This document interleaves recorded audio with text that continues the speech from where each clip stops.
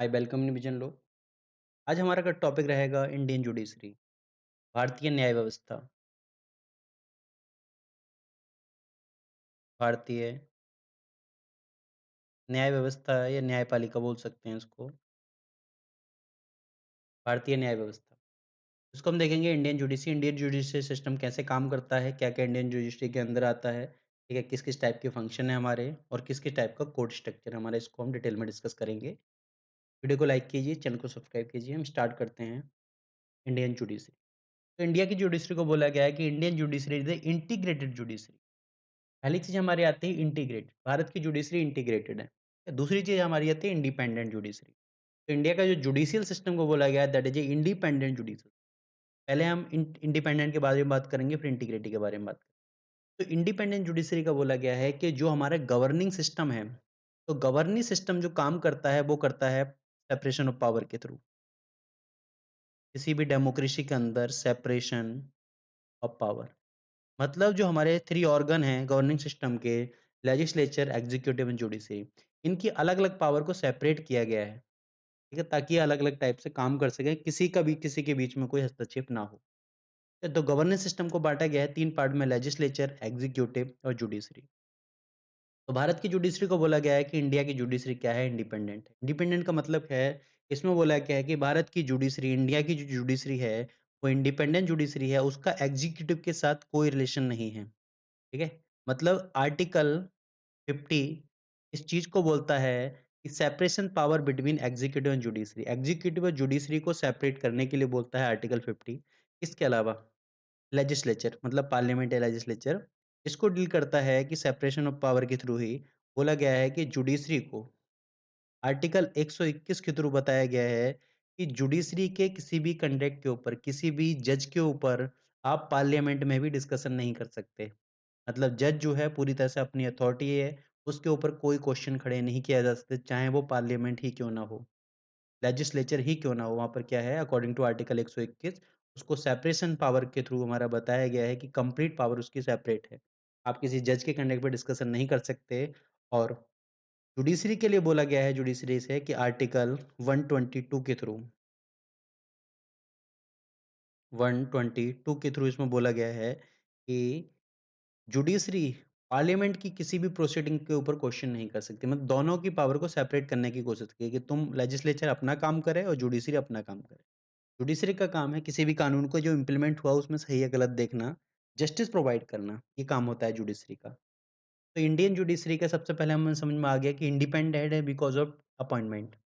मतलब जो इंडिया की जुडिशरी, इंडिया के जज जो हैं सुप्रीम कोर्ट, हाई कोर्ट वगैरह की, इनका जो अपॉइंटमेंट किया जाता है, वो अपॉइंटमेंट जो हो रहा है, वो जुडिशरी का ही हस्तक्षेप रहता है उसमें। ठीक है? मतलब उसमें भी जुडिशरी ही ज़्यादा भारी होती है।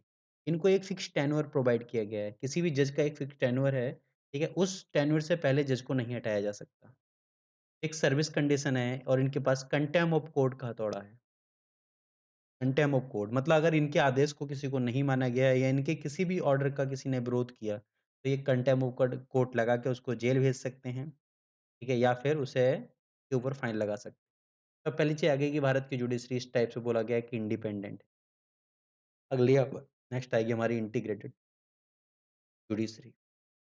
तो जुडिशरी को बोला गया है कि भारत की जुडिशरी इंटीग्रेटेड जुडिशरी है। मतलब कि यहाँ पर सुप्रीम कोर्ट, उसके नीचे हाई कोर्ट, उसके नीचे सबॉर्डिनेट कोर्ट है। आपस में इंटीग्रेशन पूरा है इनका, ठीक है? मतलब किसी भी अदर सिस्टम से इनको कोई इंक्लूड करने की ज़रूरत है। इनका पूरा सिस्टम हमारा इंटीग्रेटेड सिस्टम है। सुप्रीम कोर्ट जिसको हमारे मिलती है article 124, high court article 214, subordinate court article 233।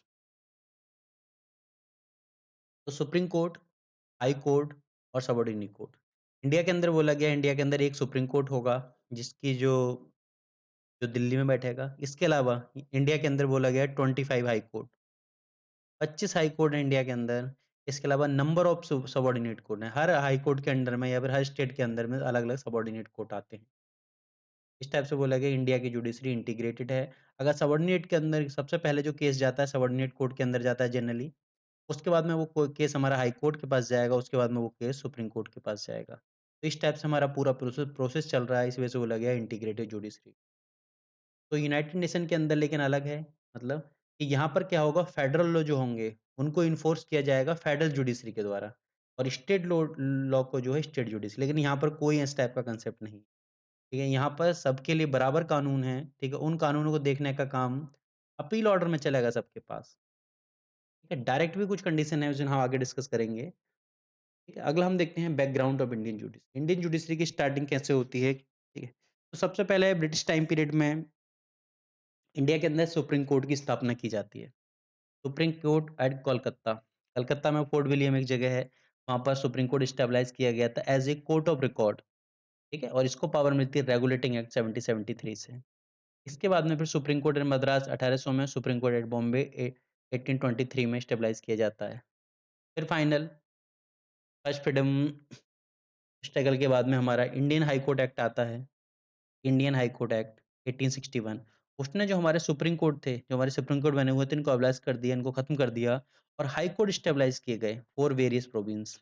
अलग-अलग प्रोविंस के लिए अलग-अलग हाई कोर्ट बनाए गए और इसके बाद में फिर हाई कोर्ट बनाए गए। सबसे पहले जो हाई कोर्ट बनाया गया था वो 1862 का हाई कोर्ट हमारा बनाया गया था। उसमें Madras, Bombay and Calcutta 3 high court बनाए गए थे 1862 में। उसके 4 साल बाद इलाहाबाद हाई कोर्ट बनाया जाता है 1866 में। उसके बाद में हमारा कर्नाटक हाई कोर्ट बनता है 1884 में मैसूर, कर्नाटक हाई कोर्ट बनाया जाता है। तो इस टाइप से हमारे high court number of high court बनने स्टार्ट हो गए थे। हर प्रोविंस के लिए धीरे-धीरे हाई कोर्ट बनते गए और आज इंडिया के अंदर 25 हाई कोर्ट हैं। इसके बाद में हमारा फेडरल कोर्ट स्टेबलाइज़ किया जाता है गवर्नमेंट ऑफ इंडिया एक्ट 1935 के थ्रू बताया जाता है कि यहाँ पर फेडरल कोर्ट स्टेबलाइज़ किया जाएगा, ठीक है? इसके अलावा single system of court, court का जो है सिंगल सिस्टम अडॉप्ट किया जाएगा। नेक्स्ट उसको बोला गया कि फिर आज़ादी के बाद में हमारा 28 जनवरी 1950 को, ठीक है, पहला सुप्रीम कोर्ट अपनी प्रोसेसिंग स्टार्ट करता है। मतलब सुप्रीम कोर्ट की फर्स्ट सिटिंग स्टार्ट होती है 28 जनवरी 1950 को इनॉग्रेट किया जाता है सुप्रीम कोर्ट को और इसमें बोला गया है कि parliament can regulate only structure form of supreme court. Parliament के पास अधिकार है कि भारत की जो जुडिशरी है, उसका सिर्फ स्ट्रक्चर फॉर्म को, जो स्ट्रक्चरल फॉर्म है, उसको रेगुलेट कर सकती है पार्लियामेंट। ठीक है? मतलब डिसीजन किस टाइप से काम कर सकते हैं, फंक्शन वगैरह को रेगुलेट नहीं किया जा सकता, सिर्फ स्ट्रक्चर फॉर्म। स्ट्रक्चर में नंबर ऑफ जज हैं, कोर्ट कैसा होगा, इस टाइप से इन चीज़ों को डील कर सकती है पार्लियामेंट कानून बना के, ठीक है? लेकिन जजों का डिसीजन क्या होगा उसको इन्फ्लुएंस नहीं किया जा सकता। ये हमारी बैकग्राउंड रहा इंडियन जुडिशरी का। हम जुडिशरी इंडियन जुडिशरी स्टार्ट करते हैं, तो सबसे पहले इंडियन जुडिशरी हमारी आती है supreme court. Supreme court supreme court आता है हमारा, सुप्रीम कोर्ट कॉन्स्टिट्यूशन के पार्ट 5 के आर्टिकल 124 से आर्टिकल 147 तक बताया गया है सुप्रीम कोर्ट के बारे में। तो यहाँ पर बोला गया है कि जज of supreme court shall be appointed. तो जो सुप्रीम कोर्ट का जज होगा, जो उसको अपॉइंट किया जाएगा, वो प्रेसिडेंट के द्वारा अपॉइंट किया जाएगा under his hand and seal and shall hold office until age of 65। यहाँ पर कोई फिक्स टेन्योर नहीं दे रखा है, यहाँ पर बताया गया है कि जो सुप्रीम कोर्ट का जज होगा, सुप्रीम कोर्ट का जज मैक्सिमम 65 ईयर तक की एज पर अपने पद पर रह सकता है। यहाँ पर एज बताई गई है 65 year according to article 124। Article इस 124 में बताया गया है कि सुप्रीम कोर्ट का जज होगा उसको प्रेसिडेंट के द्वारा अपॉइंट किया जाएगा, ठीक है। नेक्स्ट हम देखते हैं कि सुप्रीम कोर्ट का जो जज है उसमें क्या होगा, एक चीफ जस्टिस होगा, उसके बाद में अदर जज होंगे। इन चीफ जस्टिस को जो अपॉइंट किया जाएगा प्रेसिडेंट के द्वारा अपॉइंट किया जाएगा आफ्टर कंसल्टेशन विद। अब पहली चीज, अगर चीफ जस्टिस है, ठीक है, तो चीफ जस्टिस है, अगर चीफ जस्टिस को अपॉइंट करना है प्रेसिडेंट को तो कंसल्ट किया जाएगा सच जज of supreme court and high court he deemed necessary.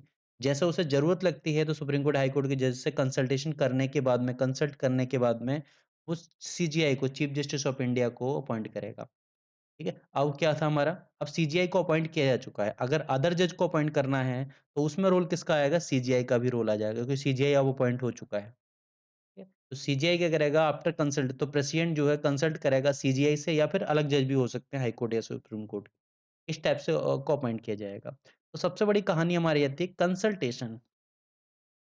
यहाँ पर बोला गया है प्रेसिडेंट अपॉइंट करेगा कंसल्टेशन ऑफ सीजीआई या फिर अदर जज। तो हम देखेंगे कंसल्टेशन का मीनिंग क्या है, व्हाट इज कंसल्टेशन। तो कंसल्टेशन को बोला गया है, कंसल्टेशन मतलब किस टाइप से कंसल्टेशन है, वो कंसल्ट करेगा, उससे पूछा जाएगा या अपने आप से वो कंसल्टेशन देंगे। तो यहाँ पर काफ़ी ज़्यादा क्वेश्चन राइज़ हुए कंसल्टेशन को लेके। इसके बाद में सबसे पहले इसके ऊपर एक केस आता है फर्स्ट जज केस 1982। तो इस फर्स्ट जज केस में जो केस था हमारा, वो था जज के ट्रांसफर के रिगार्ड कोई केस गया था सुप्रीम कोर्ट के अंदर। तो वहाँ पर SP Gupta versus union of India का केस था। तो यहाँ पर इसी टाइप से हमारा केस, इसमें बोला जाता है कि फर्स्ट जज केस के अंदर कि consultation does not mean the concurrence, it only the imply view of exchange. तो यहाँ पर बोला जाता है कंसल्टेशन का मतलब ये नहीं है कि उसकी बात मानी ही जाएगी। उसका मतलब ये है कि वो अपने जो है व्यू ऑफ एक्सचेंज कर व्यू अपने व्यू को एक्सचेंज करेगा कि मेरा तो ये मत है, ठीक है? आपको जो समझना है आप समझो। ठीक है? तो उसके अकॉर्डिंग बोला गया है कि उसका मतलब ये नहीं है कि आप मानोगे ही उस हर हालत में, या आप उस केस से सहमत ही हो जाओगे, टाइप से कुछ नहीं है इसके अंदर। ठीक है? बस एक्सचेंज ऑफ व्यू का मामला है यहाँ पर। और उसके बाद में फिर सेकंड जज केस जाता है सुप्रीम कोर्ट के पास। यहाँ पर एडवोकेट ऑन रिकॉर्ड का एक केस था, ठीक है? सेकंड जज केस में सुप्रीम कोर्ट की बेंच बैठती है, तो यहाँ पर बोला जाता है कंसल्टेंस का मतलब है कनकरेंस। इसका मतलब है कि आपको उनसे सहमति दिखानी पड़ेगी, ठीक है? इसके अलावा advice tender by CJI is binding on president. CJI ने जो एडवाइस दिया है, मतलब जो उनके साथ कंसल्ट किया गया है और सीजीआई ने जो बोला है, उसको ये माना जाएगा कि वही क्या है, बाइंडिंग है प्रेसिडेंट के ऊपर। प्रेसिडेंट उसके अलावा डिसीजन नहीं ले सकते। तो प्रेसिडेंट को अधिकार दे दिया, वो सीजीआई को अधिकार दे दी कि सीजीआई जो कंसल्ट करेंगे, जो अपनी एडवाइस देंगे प्रेसिडेंट को वो एडवाइस माननी ही पड़ेगी। ठीक है? अब इसमें एक चीज़ और बोली गई कि हमारे सीनियर मोस्ट जज, ठीक है, शुड सीजीआई। एक चीज़ जो हमारी आई थी कि जो हमारे सीजीआई बनेंगे, वो हमारे जो भी सीजीआई रहेगा, सीजीआई सीनियर मोस्ट जज ही होगा सुप्रीम कोर्ट के अंदर। ठीक है? ऐसा नहीं है किसी भी पर्सन को प्रेसिडेंट सीजीआई अपॉइंट कर दे। सीजीआई वही होगा जो सुप्रीम कोर्ट के अंदर करंट में सबसे ज़्यादा सीनियर है, वही हमारा सीजीआई हो सकता है। इसके अलावा इसमें जो एक एडवाइस की बात की गई कि सीजीआई इज बाइंडिंग और प्रेसिडेंट, जो एडवाइस जो प्रेसिडेंट को दी गई है सीजीआई ने, सीजीआई अपने मन से एडवाइस नहीं दे सकता। सीजीआई प्लस इसके साथ हमारे 2 जज और रहेंगे, ठीक है? 2 जज। तो सीजीआई 2 जज के साथ सीजीआई प्लस 2 जज मिलके क्या देंगे, 2 सीनियर मोस्ट जज होंगे, वो कंसल्ट करेंगे। तो उस कंसल्टेशन क्या होगी, बाइंडिंग होगी प्रेसिडेंट के ऊपर। नेक्स्ट हमारा फिर थर्ड जज केस आता है। थर्ड जज केस में बोला गया कि कंसल्टेशन ऑफ प्लोरिटी जज not sell is sole opinion of CJI. कि कंसल्टेशन जो है हमारी, वो सिर्फ एक की मतलब नहीं है कि सिंपल एक जज ने दे दी, ठीक है?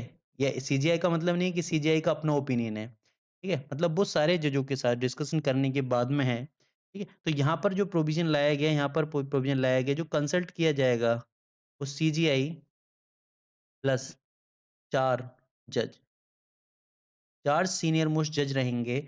वो क्या करेंगे, उसके ऊपर अपना कंसल्टेशन देंगे और उनके कंसल्टेशन के अकॉर्डिंग ही, ठीक है, प्रेसिडेंट जो होंगे वो अपॉइंट करेंगे जजेस को, ठीक है? लेकिन उसमें कंडीशन एक भी दे दी कि जो कंसल्टेशन रहेगा, अगर इन जो हमारे यहाँ पर सीजीआई प्लस 4 जज मतलब टोटल 5 हो गए। 5 जज में अगर 2 का व्यू अगर, ठीक है? तो अगर 2 का व्यू एडवर्स जा रहा है, मतलब 2 का उनके खिलाफ जा रहा है, तब वो कंसल्ट नहीं कर सकते, ठीक है? मतलब यहाँ पर 5 में से 4 जजों की सहमति होनी चाहिए, ठीक है? तभी कंसल्टेशन जो है प्रेसिडेंट को दी जा सकती है, ठीक है? अगर ऐसा नहीं है तो अपनी रिकमेंडेशन को प्रेसिडेंट को वो नहीं भेज सकते। प्रेसिडेंट को रिकमेंडेशन तभी भी भेजी जा सकती है जब से मतलब मैक्सिमम 1 जज उस डिसीजन के खिलाफ हो सकता है, ठीक है? उस ओपिनियन के खिलाफ हो सकता है। फिर उसके बाद में 1998 में क्या हुआ कि जज ही मतलब ये कांसेप्ट चला कि जज ही जज को अपॉइंट कर रहा है। इस टाइप से ये कांसेप्ट चलता है कि जज ही जज को अपॉइंट कर रहा है। तो इस टाइप से काफ़ी चीज़ उठती रही। फिर फाइनली 2014 में 2014 में एक एक्ट बनाया गया, NJAC, national judicial appointment committee 2014 के अंदर। 2014 में ये बनाया गया और इसको लाया गया था 99 कॉन्स्टिट्यूशन अमेंडमेंट एक्ट के थ्रू। 99 कॉन्स्टिट्यूशन अमेंडमेंट एक्ट के थ्रू क्या किया, एनजेएस कमेटी बनाई गई थी जिसका काम था कि जो जजों का अपॉइंटमेंट है वो कैसे होगा, जजों के अपॉइंटमेंट को रेगुलेट करने के लिए इस कमेटी को बनाया गया था। लेकिन फिर केस जाता है सुप्रीम कोर्ट के पास जिसको बोला गया फोर्थ जज केस। और फोर्थ जज केस के अंदर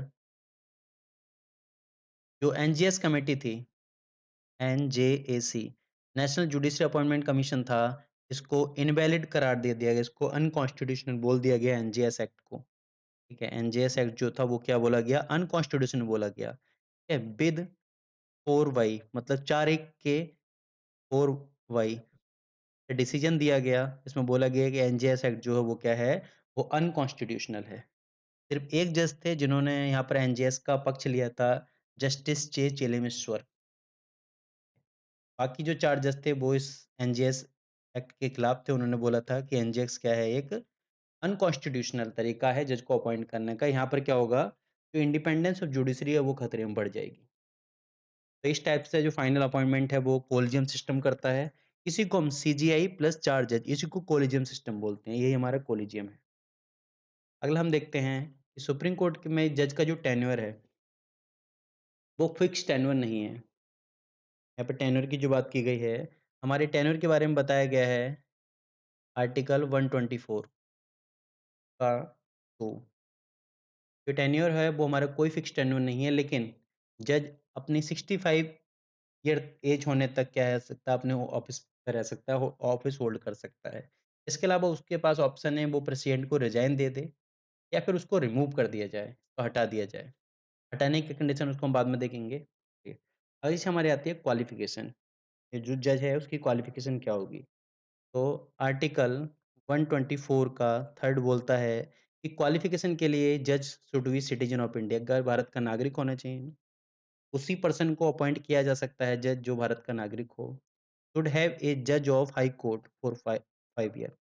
वो पर्सन कम से कम 5 साल तक हाई किसी भी हाई कोर्ट का जज रह चुका हो, या फिर एडवोकेट ऑफ हाई कोर्ट, किसी हाई कोर्ट के अंदर एडवोकेट रहा हो 10 साल तक, या फिर प्रेसिडेंट को ऐसा लगता हो कि वो डिस्टिंक्ट जूरिस्ट है, in the opinion of president की नज़र में वो क्या है? एक जूरिस्ट है। तब क्या होगा? उस पर्सन को वो पर्सन क्वालिफाइड है एक जज बनने के लिए। अगर जज बन गया तो उसके बाद में उसको एक शपथ लेनी पड़ेगी, make and subscribe N oath and affirmation before president. President या तो खुद किसी जज को शपथ दिलाएगा या किसी पर्सन को अपॉइंट कर सकता है अपने बिहाफ पर शपथ दिलाने के लिए। शपथ दिलाई जाएगी true faith and allegiance constitution uphold sovereignty and integrity of India, कि duly faithful and ability knowledge वगैरह, इस टाइप से हमारा uphold the constitution and law, कि हमारी शपथ दिलाई जाएगी। ठीक है। शपथ दिलाने का जो प्रोसीजर आता है वो आर्टिकल 124 का 6, इसके अकॉर्डिंग प्रेसिडेंट क्या होता है, उसको शपथ दिलाता है किसी जज को। शपथ क्या दिलानी है ये हमारी मेंशन किया गया है third schedule. Third schedule schedule of Indian constitution तीसरी अनुसूची के अंदर बताया गया है शपथ क्या दिलानी है, शपथ कैसे दिलानी है। ठीक है, शपथ के बारे में दिए गए। अब हम बात करते हैं रिमूवल ऑफ जज। जज के रिमूवल किस टाइप से जज को रिमूव किया जा सकता है? तो यहाँ बोला गया आर्टिकल 124 का 4 बताता है जज को रिमूवल कैसे किया जा सकता है। तो यहाँ पर बोला गया है कि जज ऑफ सुप्रीम कोर्ट, यहाँ पर हाई कोर्ट का जज हो या सुप्रीम कोर्ट हो, दोनों के लिए एक ही प्रोसीजर है हमारे यहाँ पर। हाई कोर्ट का जज हो या सुप्रीम कोर्ट का जज हो, दोनों के लिए एक ही प्रोसीजर आता है। ठीक है, जज of high court supreme court remove from his office by an order of president. President ही उसको रिमूव कर सकता है, मतलब किसी जज को हटाना है तो प्रेसिडेंट ही उसको हटने का ऑर्डर दे सकता है। लेकिन वो ऑर्डर ऐसे नहीं देगा सिंपल तरीके से, उसके लिए भी प्रोसीजर है। President can issue removal order. President कब अपना रिमूवल ऑर्डर पास करेगा? After then address by parliament by special majority of each house of parliament on the ground of misbehaviour and cap. तो अगर किसी जज को हटाना है तो जज को हटाने के लिए उसके ऊपर जो चार्ज लगे होने चाहिए वो मिसबिहेवियर इनकैपेसिटी के चार्ज लगे हैं, और उस चार्ज को पार्लियामेंट में बाय स्पेशल मेजॉरिटी पास किया जाएगा। ठीक है, तब प्रेसिडेंट उसको हटा सकता है, रिमूव कर सकता है। ठीक है, तो ये बताया गया 124 के 4 के अंदर। तो यहाँ पर बोला गया है कि पार्लियामेंट के पास अधिकार है जज को एक्ट हटाने का, या जज जज के हटाने के लिए कोई कानून बनाने का पार्लियामेंट के पास अधिकार है। तो जज इंक्वायरी एक्ट बनाया गया था, ये हमारी पावर मिलती है इसमें 124 का 5। ठीक है। यहाँ पर बताया गया कि जज इंक्वायरी एक्ट 1968 बनाया गया, ये रेगुलेट करता है procedure related to removal of जज of supreme court and high court, दोनों होते हैं, और investigation and proof of misbehaviour and capacity. वो किस टाइप से उसने मिसबिहेव किया है, किस टाइप से उसकी इनकैपेसिटी है, ठीक है? उसको प्रूव करने के लिए जज इंक्वायरी एक्ट 1968 बनाया गया। जज इंक्वायरी एक्ट को पूरा प्रोसीजर बताते हैं क्या है। तो यहाँ पर बोला गया है कि अगर किसी जज को हटाना है, तो उसके ऊपर चार्ज लगे होने चाहिए। ठीक है? उसके ऊपर चार्ज किस चीज़ के लगते हैं? Misbehaviour and incapacity. या तो मिसबिहेवियर का, इनकैपेसिटी का चार्ज उसके ऊपर लगा सकते हो। और उस चार्ज को आप क्या करोगे?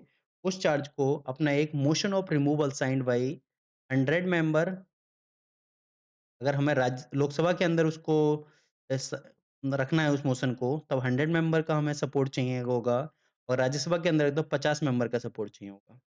तो इतने मेंबर के सपोर्ट मतलब इन इतने मेंबर के साइन के बाद में उस मोशन को हम कहाँ रख सकते हैं? हम हाउस के अंदर रख सकते हैं। ठीक है? अगर लोकसभा के अंदर रखना है तो 100 मेंबर के उस पे साइन होने चाहिए। 100 मेंबर साइन करेंगे उस रिमूवल प्रोसेस के ऊपर, जो मोशन ऑफ रिमूवल है। ठीक है? तो उसको क्या किया जाएगा? हाउस के अंदर रखा जाएगा। अब हाउस के अंदर जैसे ही उसको रखा जाएगा रिमूवल मोशन को, हाउस के पास जाएगा वो जो मोशन स्पीकर के पास लोकसभा के अंदर, या फिर चेयरमैन के पास राज्यसभा के अंदर। अब स्पीकर और चेयरमैन के पास अधिकार है कि वो उस मोशन को या तो पास मतलब क्या कर दें, या तो एक्सेप्ट कर लें, रिजेक्ट कर लें। अगर इन्होंने रिजेक्ट कर दिया, अगर रिजेक्ट कर दिया तो हमारा जो मोशन था जज को रिमूव नहीं किया जा सकता। अगर इसने क्या कर दिया, पास कर दिया, मतलब या फिर एक्सेप्ट कर लिया, हाँ, एक्सेप्ट कर लिया। अब एक्सेप्ट करने के बाद में स्पीकर या चेयरमैन जो एक्सेप्ट करेगा, अब उसका काम है कि वो एक कमेटी बनाएगा। Committee of 3 member to investigate misbehaviour in capacity. एक चेयरमैन है या स्पीकर है, ठीक है? जिसने भी एक्सेप्ट किया है, वो क्या करेगा, सबसे पहले एक कमेटी बनाएगा। अब कमेटी क्या करेगी, ठीक है? कमेटी उसको इन्वेस्टिगेट करेगी कि इस जज के ऊपर जो मिसबिहेवियर इन कैपेसिटी के चार्ज लगे हैं, वो सही हैं या गलत हैं। कमेटी के अंदर 3 मेंबर रहेंगे। 3 मेंबर कौन-कौन से रहेंगे? पहला मेंबर रहेगा chief justice of India, chief justice of India पहला मेंबर। लेकिन अगर चार्ज खुद चीफ जस्टिस के ऊपर लगे हैं, तो हमारा कोई भी सीनियर सीनियर जज, चीफ जस्टिस के बाद में जो सीनियरिटी के अकॉर्डिंग है, उस जज को हम रख सकते हैं, ये होगा। प्लस दूसरा मेंबर रहेगा हमारा chief justice of high court, किसी भी हाई कोर्ट का चीफ जस्टिस हो सकता है। और तीसरा जो पर्सन रहेगा वो रहेगा हमारा कोई भी जूरिस्ट, जो प्रेसिडेंट की नज़र में क्या है, जुडिशटिंग जूरिस्ट है, तो वो हमारा रहेगा। ये 3 मेंबर इस चीज़ को डिसाइड करेंगे कि जो इन्वेस्टिगेशन करेंगे उसके ऊपर कि उसके जज के ऊपर जो चार्ज लगे मिसबिहेवियर इन्वेस्टिगेट के सही हैं, गलत हैं। अगर इन्होंने बोल दिया, इस कमेटी ने बोल दिया इन्वेस्टिगेशन करने के बाद में रिपोर्ट दे दी, इसके ऊपर जो चार्ज लगे हैं वो चार्ज गलत हैं, ठीक है? क्या बोल दिया कि चार्ज क्या हैं, वो रॉन्ग हैं। रॉन्ग चार्ज हैं तो क्या होगा, ये मोशन यहीं रिजेक्ट हो जाएगा। हाउस के अंदर बहस होगी नहीं, यहीं पर रिजेक्ट हो जाएगा, अगर चार्ज गलत। अगर बोल दिया कि चार्ज इसके ऊपर सही है, यस, मतलब इन्वेस्टिगेटिव में ये देखिए मिसबिहेवियर के चार्ज जो लगे हुए हैं, वो सही हैं, तब पार्लियामेंट के अंदर प्रोसीडिंग स्टार्ट होगी, और उसमें voting and passed by each house, इस जो मोशन को था, उसमें वोट कराया जाएगा और पास किया जाएगा हर हाउस में विद 2/3 मेजॉरिटी। 2/3 मेजॉरिटी क्या है हमारी? 2/3 majority of voting and present, मतलब प्रेजेंट एंड वोटिंग।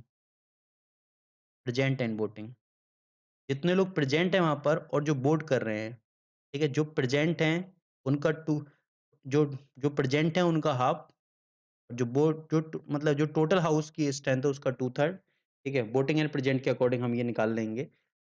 ये ऑलरेडी मैंने जो मेजॉरिटी वाले चैप्टर में टाइप्स ऑफ मेजॉरिटी में ऑलरेडी बता चुका हूँ किस टाइप से यूज़ होता है। तो 2/3 मेजॉरिटी के साथ वोटिंग प्रेजेंट एंड वोटिंग के ऊपर जो भी हमारा मेजॉरिटी होगी, तो लोकसभा से उसके बाद में राज्यसभा से, या पहले राज्यसभा से या लोकसभा से, जिससे भी करना चाहें कर सकते हैं। और वहाँ से पास कराने के बाद में जब दोनों हाउस से पास किया जाएगा, तो इस और ये ऑर्डर जाएगा प्रेसिडेंट के पास, ठीक है? पार्लियामेंट का एड्रेस है, पार्लियामेंट एड्रेस करेगी प्रेसिडेंट को, और प्रेसिडेंट क्या करेंगे, removal order. President removal order sign करेंगे, उसके बाद में क्या होगा, रिमूव जज। जज अपने पद से हट जाएगा, रिमूवल ऑफ जज। जज का रिमूवल हो जाएगा। तो ये प्रोसीजर है, बहुत डिफिकल्ट प्रोसीजर है। आज तक भारत में किसी भी जज को रिमूव नहीं किया गया है। ये बहुत डिफिकल्ट प्रोसेस आता है। तो ये हमारा था रिमूवल ऑफ जज। अगला हम देखते हैं कि प्रेसिडेंट और क्या प्रेसिडेंट के पास अधिकार होता है किसी एक्टिंग चीफ जस्टिस को बनाने का, ठीक है? मतलब कोई भी जज है, उसको क्या आगे जैसे मान लो कि कोई भी हमारा सीजीआई है, सीजीआई हमारा या तो वो सीट वैकेंट हो जाती है, या वो इन टेम्परेरी एब्सेंट हो जाता है, या वो अनेबल है अपनी ड्यूटी परफ़ॉर्म तो प्रेसिडेंट के पास राइट है कि वो किसी भी जज को अकॉर्डिंग टू आर्टिकल 126 के अकॉर्डिंग वो किसी अदर जज को क्या सीजीआई बना सकता है। या फिर मान लो किसी जज को एड हॉक जज बनाना है, ठीक है? उसे दिखाई दे रहा है प्रेसिडेंट को कि जो सुप्रीम कोर्ट के अंदर हैं, उसमें जजों का कोरम पूरा नहीं हो पा रहा है। जज काम नहीं कर पा रहे हैं ड्यू टू स्ट्रेंथ, जज की स्ट्रेंथ कम है, जो भी हमारा रीज़न है, तो उसमें सुप्रीम कोर्ट अपॉइंट कर सकता है किसी एड हॉक जज को, ठीक है? ये जो एड हॉक जज हो सकते हैं, हाई कोर्ट से हो सकते हैं, ठीक? किसी हाई कोर्ट से किसी एड हॉक जज को लाके यहाँ पर लाया जा सकता है अकॉर्डिंग टू आर्टिकल 127। इसके बाद में अगर फिर भी लगता है कि भई जज पूरे हमारे कम नहीं पड़े, जज की ज़रूरत है जो भी है, तो किसी रिटायर्ड जज को बोला जा सकता है कि आप जो है, आप एक परमानेंट जज की तरह काम करो। रिटायर्ड जज को एक जज बनाया जा सकता है, 128 के अकॉर्डिंग यहाँ पर बोला गया है। तो जब वो जज रहेगा, ठीक है? जो रिटायर हो चुका है, जब वो जज दोबारा अपने पद पे यहाँ पर काम करना स्टार्ट करेगा, तो उसको सारी फैसिलिटी वही मिलेंगी जो पहले मिलती थी, ठीक है? इसके अलावा हमारा आता है कि जो सुप्रीम कोर्ट रहेगा, सुप्रीम कोर्ट कहाँ बैठेगा? सुप्रीम कोर्ट की सीट डिसाइड की गई आर्टिकल 130 के अकॉर्डिंग कि सुप्रीम कोर्ट की जो सीट रहेगी वो दिल्ली में रहेगी। लेकिन अगर प्रेसिडेंट को लगता है, ठीक है, कि कहीं सीट और भी होनी चाहिए, ठीक है, तो अदर प्लेस तो क्या हो सकता है सीजीआई के पास राइट है, ठीक है, कि प्रेसिडेंट की सलाह से क्या कर दो सीट को हमारी फाइनल कर सकते हैं। तो चीफ जस्टिस ऑफ इंडिया कहीं और भी सीट रख सकते हैं मतलब कहीं और भी जो सीट है वो अदर प्लेस को भी अपॉइंट किया जा सकता है सुप्रीम कोर्ट की सीट के लिए, ठीक है, प्रेसिडेंट की हेल्प से ही, ठीक है, इस काम को प्रेसिडेंट ही कर सकते हैं, प्रेसिडेंट की डायरेक्शन के बाद ही ये चीज़ें हो सकती हैं।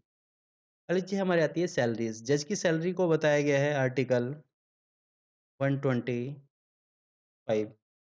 125 में बताया गया है कि जज की सैलरीज़ वगैरह क्या करेगी, तो यहाँ पर बोला गया है कि जज की सैलरी हो, अलाउंस हो, पेंशन हो, इसको पार्लियामेंट के द्वारा डिटरमाइन किया जाएगा, विदाउट डिसऑर्डर मतलब आप पार्लियामेंट के पास अधिकार है जज की सैलरी, अलाउंस, पेंशन जितनी फैसिलिटी मिलती है पार्लियामेंट उसको ले सकती है। मतलब पार्लियामेंट के पास अधिकार है उस चीज़ का, लेकिन वो कम नहीं कर सकती, किसी को डिसएडवांटेज नहीं कर सकती, किसी की सैलरी कम नहीं की जा सकती। ऐसा नहीं कि पार्लियामेंट आए, पार्लियामेंट को दिखाई दिया कि या फिर सरकार को दिखाई दे कि जज जो उनकी मर्ज़ी से काम नहीं कर रहे हैं, तो जज की सैलरी कम करनी स्टार्ट कर दो, जज को फैसिलिटी मत दो।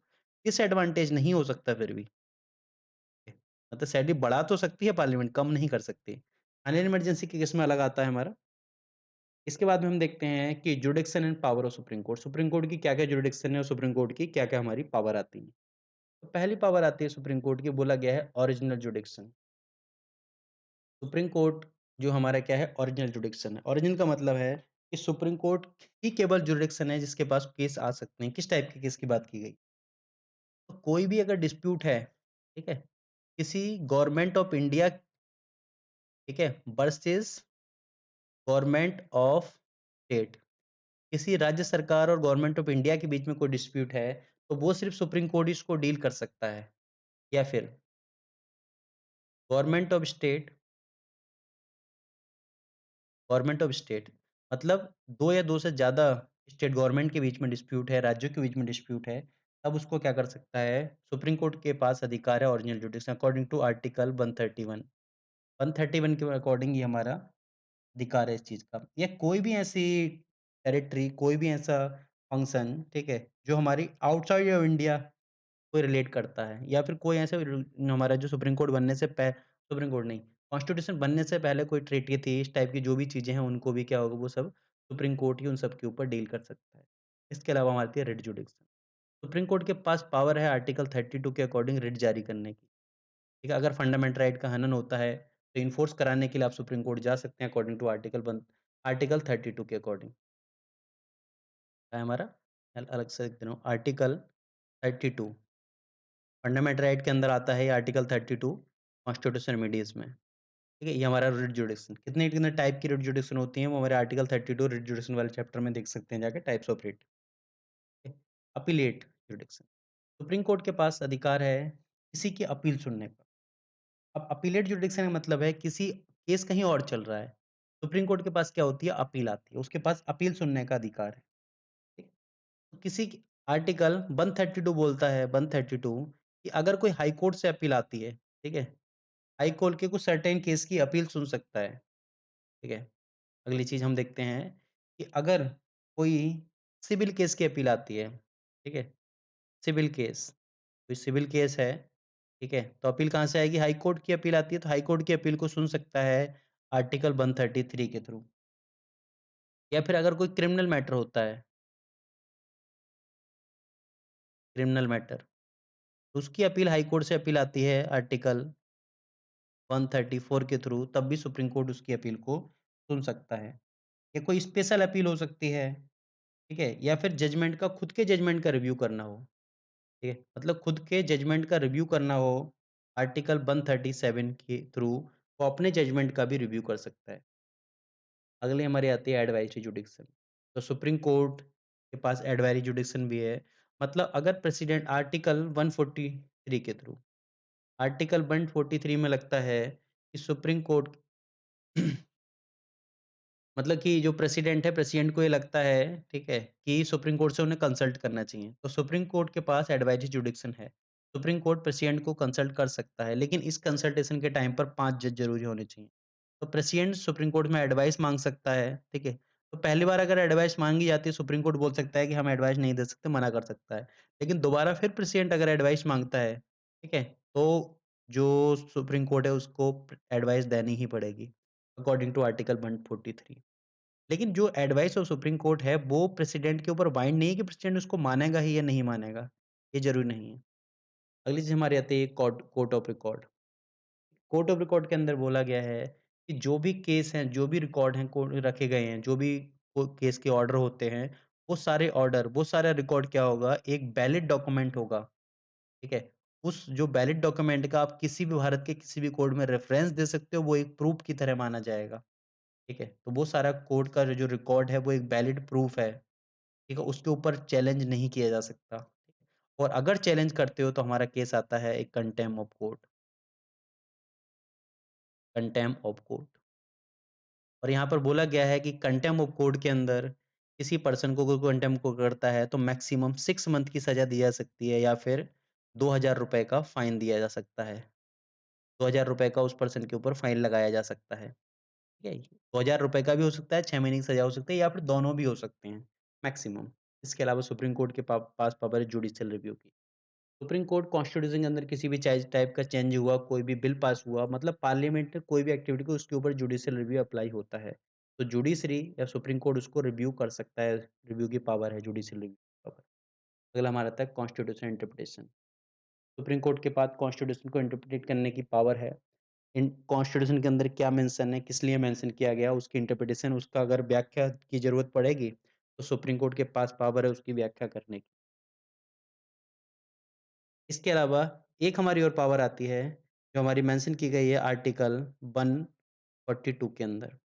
आर्टिकल 142 में बताया गया है कि सुप्रीम कोर्ट को ऐसा लगता है, ठीक है, कि कंप्लीट डिसीजन नहीं हुआ है, मतलब कंप्लीट जस्टिस नहीं मिला है, तो enforcement of decree and order of supreme court, ठीक है? तो उसके ऊपर अप्लाई करा सकता है supreme court for the complete justice.